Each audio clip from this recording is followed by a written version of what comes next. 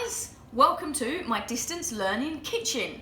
Alright, so today we're going to be making our own pasta from home. So first thing you need to do, anti-bac your surfaces. Make sure you got nice clean work surface to work on. So we're going to be rolling out our pasta here in a second.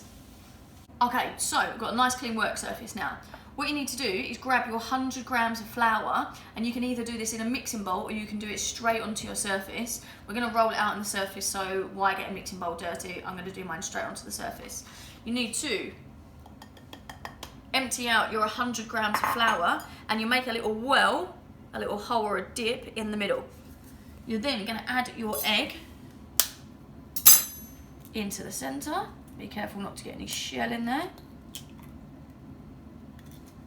Okay, using your fork, you're going to now start to mix the egg into the flour or the flour into the egg until you've got a really nice dough. Okay, so you started to mix in your egg. You now, unfortunately, need to get your hands a bit messy. So you're going to start to form the dough together with your hand. So you've got to make sure that all of that egg is really nicely distributed, and you're going to start to knead it with your hand. You will find that some of the egg in there is not really distributed until you start to give it a little bit of a knead. So you're going to need to keep going and mix everything together and keep kneading so you've got a really nice dough. Okay, I've been kneading for a couple of minutes. And you can see it's beginning to come together as a dough. Now, if your dough is really crumbly at this stage, what you can do, grab yourself a cup of water and you can just give it a flick with a tiny bit of water. You don't want to add loads of water because it will affect your dough when we start to roll it out in a minute.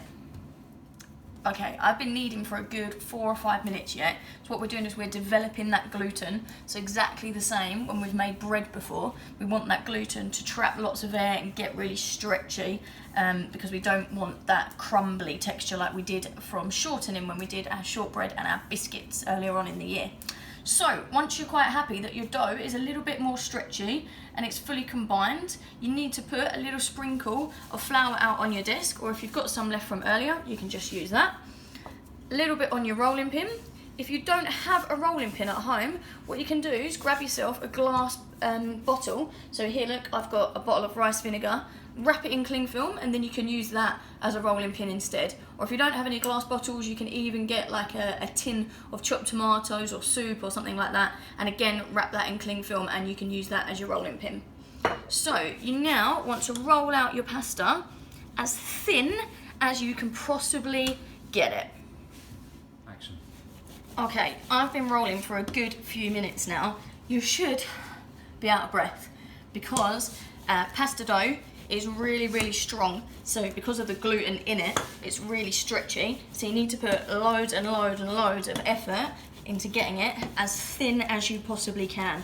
So if you run out of steam and you've got a mum, a dad, a brother, a sister that's around, get them to come and take over so you can get it as super duper thin as possible, because when we boil it, it's going to absorb all of that water and you'll get the process of gelatinization, where the starch in the pasta soaks up all the water, and so the thinner it is, the better pasta you'll have. Otherwise you'll have really thick chunky pasta at the end.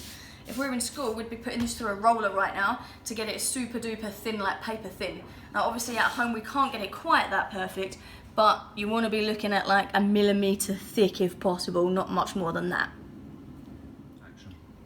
So to shape our pasta, we're going to turn them into farfalle, which is the little bows.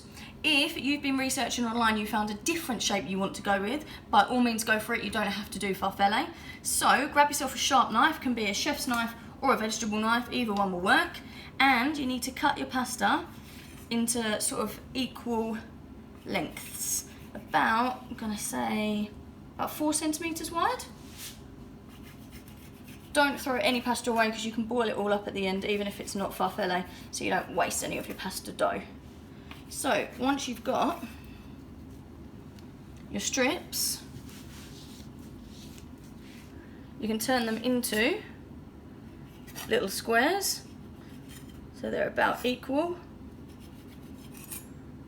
And then to turn them into a farfalle, all you do is you just pinch the middle and you can turn them into little farfalle bows. If you've got any of your pasta left over like this, don't throw it away, just cut it up so that it's a little bit smaller, and you can still boil it at the end so it's not wasted pasta dough. It just won't be obviously in the shape of farfalle, but instead of wasting your dough, you might as well boil it up at the end. But then all of your actual pieces that you've got cut up, you can turn into little bows of farfalle just by pinching the middle. Then what we want to do, once you've got all of your farfalle bows and the rest of your pasta, is put it over to one side just to dry out. The drier it is by the time we boil it, the better your pasta will be.